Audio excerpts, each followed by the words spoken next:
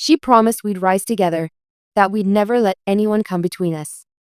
But she was the one who stabbed me in the back when I needed her the most. My name is Claire Monroe, and for most of my life, I believed in loyalty more than love, more than blood, more than anything. Maybe because loyalty was the only thing I had left when everything else was stripped from me. I didn't come from a family. I came from a system, broken, indifferent, and cold. By the time I was 7, I'd lived in 4 foster homes. By 9, 6. Each one left a different kind of scar. Some on the skin, some on the soul. I learned early that no one stays. No one fights for you. You fight for yourself, or you drown. And then came Lena Carter. We met at a foster home run by a woman named June, strict, emotionally absent, but not violent. That alone made her better than most. Lena arrived 2 months after me. She was smaller than me, skinnier, more nervous, with eyes that darted like she expected someone to hurt her any second. She had this stuffed rabbit clutched to her chest. Its ear was torn off, its fur matted. But she held it like a lifeline. The first time we talked, she asked if I'd punch her in the face just to get her bed. I said, "No, but if someone else tries, I'll punch them for you." She stared at me like I was lying. And that's how it started. From that day, we were inseparable. 2 shadows in a world of strangers. We shared everything: food, bruises, stolen socks, secrets we'd never tell anyone else. She was the only one who saw me cry. I was the only one who knew she still wet the bed some nights from the nightmares. We made a pact when we were 12. We wrote it in red crayon, blood-colored, on the inside of an old cereal box. No matter what, we rise together. We don't leave each other behind. We don't let anyone get between us. Ever. We both signed it. Even now, I remember how serious we were.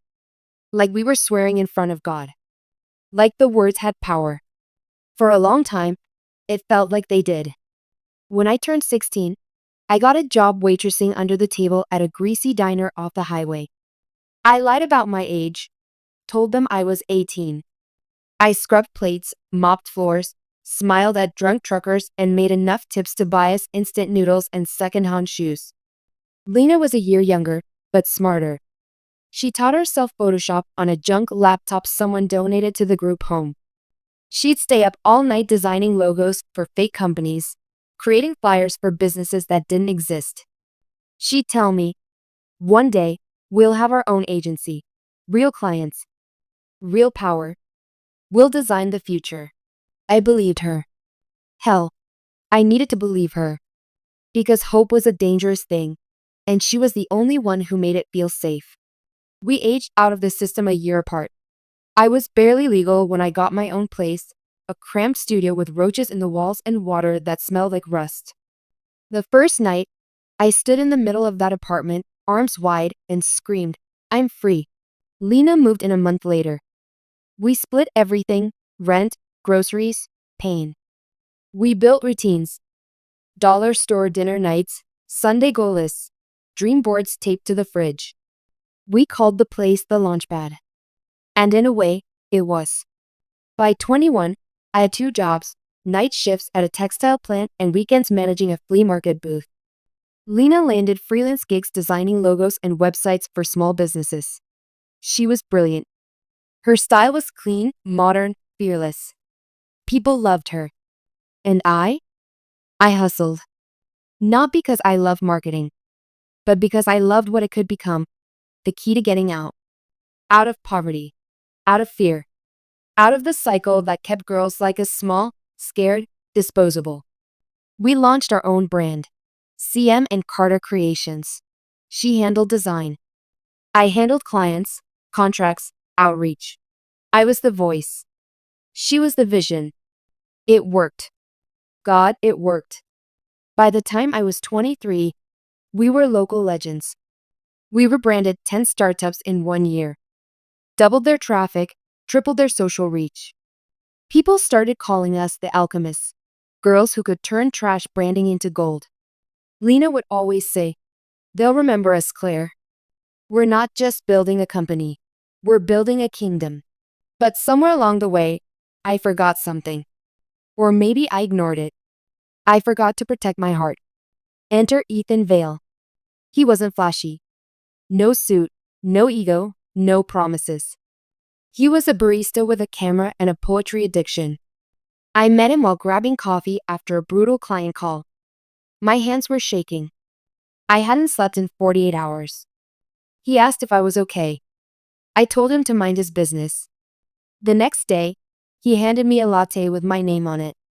On the cup, he'd drawn a tiny crown with the words, "Queens don't fall apart. They rebuild." That got my attention. Over time, I let him in. Slowly, cautiously, like a stray animal that's been kicked too many times. He was patient. He listened. He didn't try to fix me. He just stayed. Lena noticed the shift immediately. She didn't say much at first, but she'd frown when I came home late. Question every minute I spent with him. One night she said, "Just don't get soft, Claire. We're too close. Distractions like him ruin everything." I laughed it off. I thought she was just being protective, jealous of losing time with me. Maybe even scared I'd leave her behind. But it wasn't just fear in her eyes. It was calculation. And I missed it. Then came the call. A major fashion conglomerate, we'll call them Vivanti, reached out. They wanted a full rebranding for their global launch: logo, website, campaign strategy, influencer integration. It was massive, and it would put us on the map permanently. We'd be set for life. We were flown to New York, sat across from executives who wore $1,000 smiles. Lena charmed them. I pitched the campaign like a general going to war. When they slid the contract across the table, my hands shook. 7 figures. We signed. We celebrated. That night, on the rooftop of our hotel, she hugged me tighter than she ever had before. "We did it," she whispered. "Nobody's ever going to look down on us again." I felt the wind in my lungs like freedom. I didn't know it was the calm before the storm. I didn't know she was already pulling away. I didn't know she'd already made her choice. 2 weeks after signing the Vivanti deal, things began to shift. Not all at once. No loud crack in the earth. Just a slow, creeping fracture, like ice cracking beneath your feet while you convince yourself you're safe. Lena started working late, which wasn't unusual, until I realized she wasn't working from our office anymore. Her messages got shorter. Her tone, sharper. She said she was focused. Said I was distracted. I chalked it up to stress, pressure, fear of failure. But then came the design drafts. Vivanti had asked for something bold, a complete image reinvention. I handled the strategy, copy, rollout timelines. Lena was in charge of the visual identity. When I opened the folder she sent, my stomach dropped. It wasn't her usual brilliance.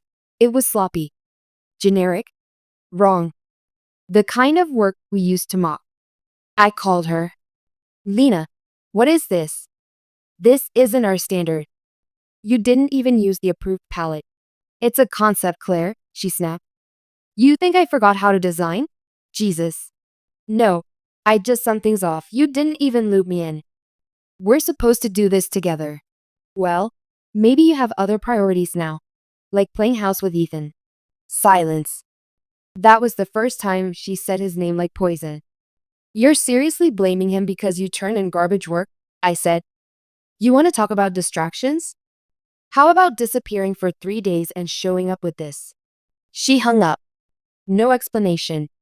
No apology. That night, I didn't sleep.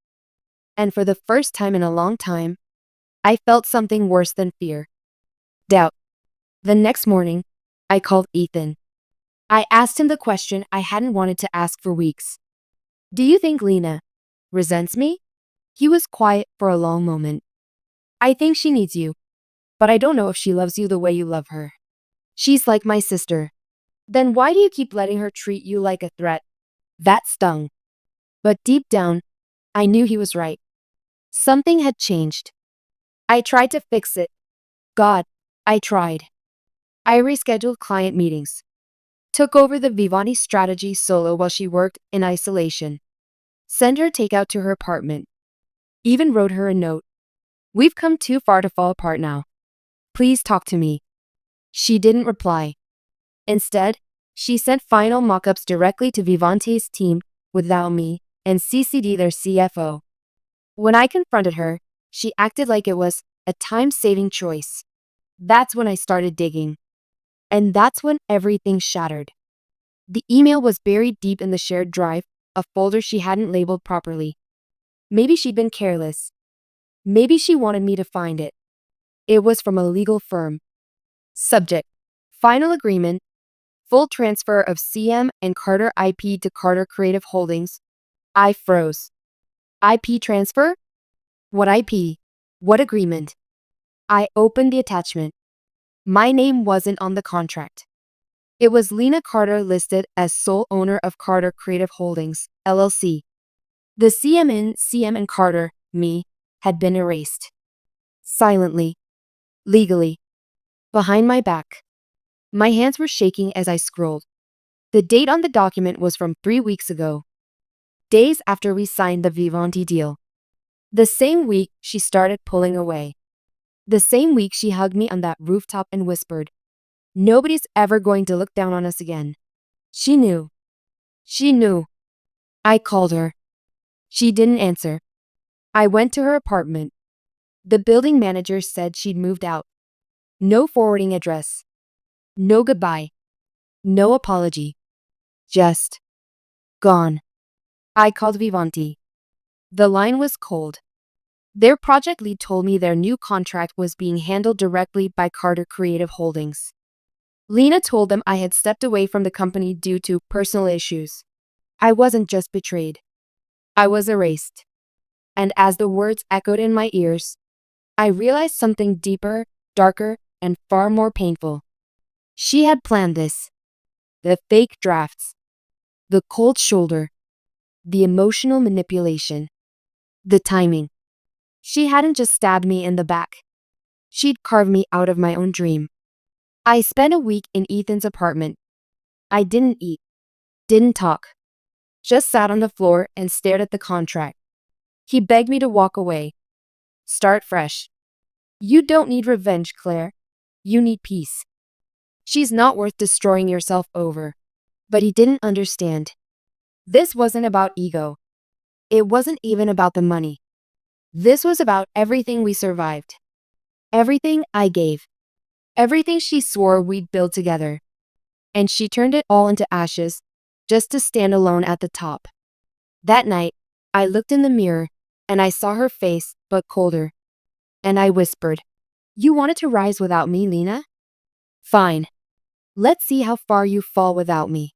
You never forget the exact moment you stop being the victim. It doesn't happen like in the movies. No flash of lightning or haunting violin in the background. It's quiet. Still. Surgical. It was midnight when I got up off the floor and opened my laptop. The first thing I did, delete the document I'd been staring at for 5 days straight, the contract that proved Lena had gutted me from our company. It was symbolic. She had taken everything. Now I had nothing left to lose. That's when I became dangerous. I started with Vivanti. If they had dropped me for Lena, fine. But I wanted to know why. I had contacts in their marketing department, especially Claudia Vargas, a junior project lead I'd mentored. I messaged her. Off the record, why was I cut? Her reply came 5 minutes later. "I probably shouldn't say this, but Lena told legal you were unstable. Said you had a breakdown. Accused you of fraud. We never saw any proof, but after the IP documents came through, nobody questioned her." I stared at the screen, numb. Lena hadn't just erased me. She discredited me. Labeled me mentally unfit. Untrustworthy. And the worst part? People believed her. I knew then. If I was going to destroy her, it couldn't be emotional. No screaming. No sobbing voicemails. No messy confrontation in some boardroom. No, I had to do it her way. Cold, calculated, surgical. I made a list. 1. Track her movements. 2. Find her pressure points. 3. Cut her off, socially, professionally, legally. One by one. Step 1. Tracking her. Lena was smart. She deleted everything. Old shared drives, passwords, even wiped her personal accounts. But she forgot one thing. I built our client's CRM. Every login, every shared vendor, every tool we used, I still had admin access. Because she never expected me to fight back. Through our old invoice platform, I traced her activity to a new design agency in Brooklyn, Carter Studio, sleek and high-end, already attracting media attention. She was claiming full credit for all of our past work. All my strategy, my vision, even my name. A few bios still referenced her former business partner, Claire Monroe, now retired. Retired. As if I'd just walked away. As if I'd given up. Step 2. Weak spots. Lena always wanted fame more than fortune. She didn't just want clients. She wanted followers. Recognition. Vanity metrics. And she had a pattern. Every few months, she'd get addicted to something public, a feature in a magazine, a podcast, a flashy live event. She craved visibility like a drug. So I used it against her. I contacted Marla, an event curator we both knew, and pitched her a panel concept. Building empires from scratch. The truth about female founders. She bit immediately. I signed under a new LLC, CM Strategies. It wasn't well known. Not yet. But it didn't need to be. I wasn't there to promote myself. I was there to bait Lena. And it worked. 3 days later, her agency emailed Marla asking to co-headline the panel. Next came step 3. Reputation. I knew Lena had lied to investors. She'd claimed sole authorship of multiple campaigns that were mostly my designs and data work. I still had the originals, timestamps, Slack logs, Figma edits, even voice memos of her asking me for help on concepts she now claimed as her own. I compiled everything. Then I sent it, anonymously, to Vivante's legal team, 3 marketing watchdog sites, 2 journalists specializing in startup fraud, 1 viral tech gossip account. I didn't have to say much. Just attached the files and wrote, "You might want to fact-check your queen before she sells you a fairy tale." Within 48 hours, whispers began. And Lena? She had no idea I was the one who started the fire. But I wasn't done. There was still one final thread. Ethan. He'd stayed silent through all of this, supportive, yes, but distant. I knew he was watching me change. Hardening. Becoming something colder. And part of me was terrified I was becoming Lena, ruthless, strategic, manipulative. But the difference? She betrayed someone who trusted her. I was taking down someone who destroyed me. Still, Ethan didn't see it that way. One night, he confronted me. "This isn't who you are, Claire. No, it's who I have to be. You're not just punishing her anymore. You're burning everything." I looked him in the eyes and said, "She took everything from me. I'm just taking it back." He didn't answer. Just left the apartment.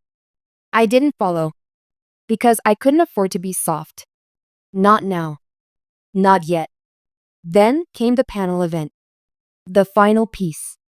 I walked in wearing black. Lena wore white. How poetic. She didn't recognize me at first.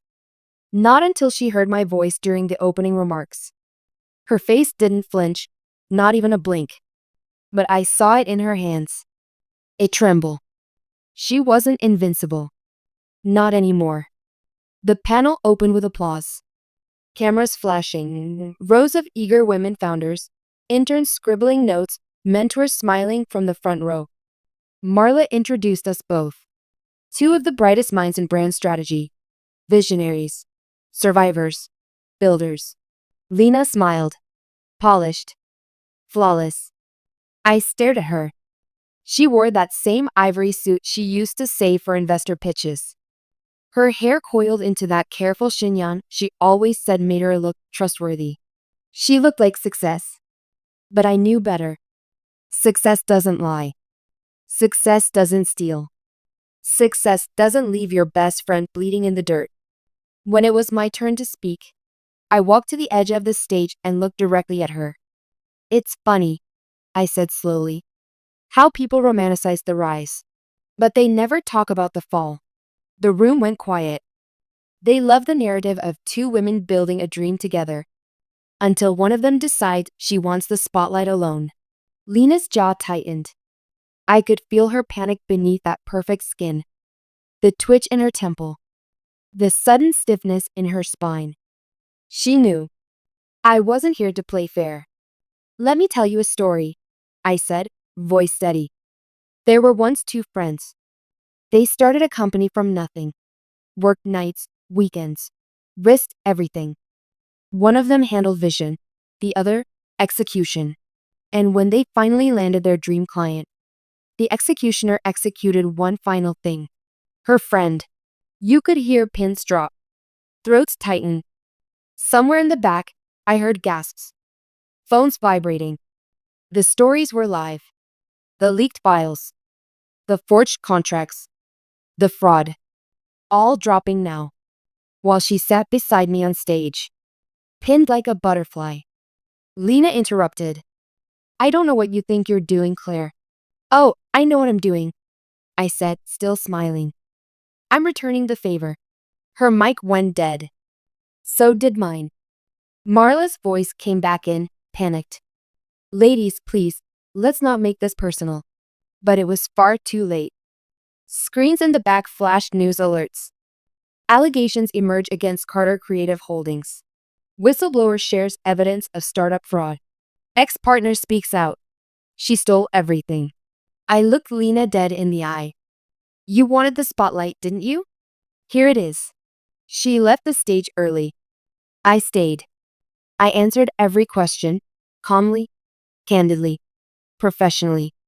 I didn't scream. I didn't cry. I just told the truth, every bloody, awful detail of how my best friend stabbed me in the back and tried to build an empire on my bones. And I could see it. The audience was no longer looking at me with pity. They were looking at me with respect. That night, Lena's lawyer sent me a cease and desist. The next morning, her biggest client dropped her. By the weekend, Vivanti had filed a breach of contract notice, citing misrepresentation of ownership and credit. And the agency she built with stolen dreams? Gone. Wiped from socials. No new posts. No statements. Just silence. I thought it would feel like triumph. But it didn't. It felt like a funeral. Because even after everything, all the betrayal, the lies, the pain, I still remembered who we used to be. The girls who ate ramen in a cramped apartment and built empires out of notebook sketches. The nights we danced barefoot in our office after signing a $5K client like it was the lottery. The promises. We'll rise together. But she broke that vow. And now, she'd fallen alone. A week later, I got a letter. No return address. Just my name, written in her handwriting. Inside, one line. You win. I stared at it, and for the first time in months, I felt empty. People say revenge is sweet. They're wrong. It's cold. Like snow on a grave. I kept the letter in a drawer. Didn't reply. Didn't speak her name. The world had moved on, but in quiet corners, people still whispered. Lena Carter, the rising star turned cautionary tale. Her studio collapsed within a month. By the second month, I heard she'd left the city entirely. Some said she moved to Lisbon. Others said Bali. I didn't care. Or so I told myself. I rebuilt under the name CM & Co. The irony didn't escape me, taking the initials she once erased and turning them into a brand people now respected. Clients returned. New ones followed. I kept my head down. Stayed quiet. I didn't need to be the loudest voice in the room anymore. I was the one they trusted. But peace doesn't come with justice. It comes with clarity. And clarity, for me, arrived in the form of a package. No sender. No note. Just a flash drive. I almost didn't open it. But curiosity is a cruel thing. When I plugged it into my laptop, it held one file, truth.mov. I hesitated, then clicked play, and what I saw shook me. It was security footage. Grainy, silent, a timestamp from 7 weeks before the betrayal. Our office, Lena's desk, and me, standing across from her, pacing, furious. My mouth moving fast, her face pale. At first, I didn't remember the moment. But then I saw it. I slammed my hand on the desk, threw something down. She flinched, cried out, picked up what looked like a shattered phone. And suddenly, it all came back. That night, I accused her of sabotaging our Vivani pitch. I was wrong. I'd found a corrupted file and immediately blamed her. Called her a coward, a parasite. Screamed that I built this company while she coasted. It wasn't sabotage. It was my own mistake. My laptop had glitched. The design file hadn't synced. But I never gave her the chance to explain. I just tore into her like she was nothing. And that's when she changed. That's when she started pulling away. Started planning. Started plotting my removal. Not because she was greedy, but because I made her feel replaceable. The video ended. I sat there in silence, my hands shaking, not from rage this time, but from shame. Because the truth I had built my entire revenge on wasn't the whole story. Yes, Lena betrayed me. But before she ever stabbed me in the back, I put the knife in her hand. I thought I was the victim. I thought I was righteous. I thought revenge made me strong. But the truth, we both broke each other. That night, I wrote a letter. Not to clear her name. Not to apologize. But because I needed to say it, even if she never read it. I destroyed you for destroying me. But I never stopped missing who we were before the war. I hope you find peace. I hope I do too. I never send it. I just placed it in the same drawer as hers. 2 letters. 2 signatures. 2 names that once built an empire. Now nothing more than ink and silence. And maybe that's all revenge ever gives you. Not closure. Not justice. Just the sound of your own heartbeat, echoing in the quiet after the storm.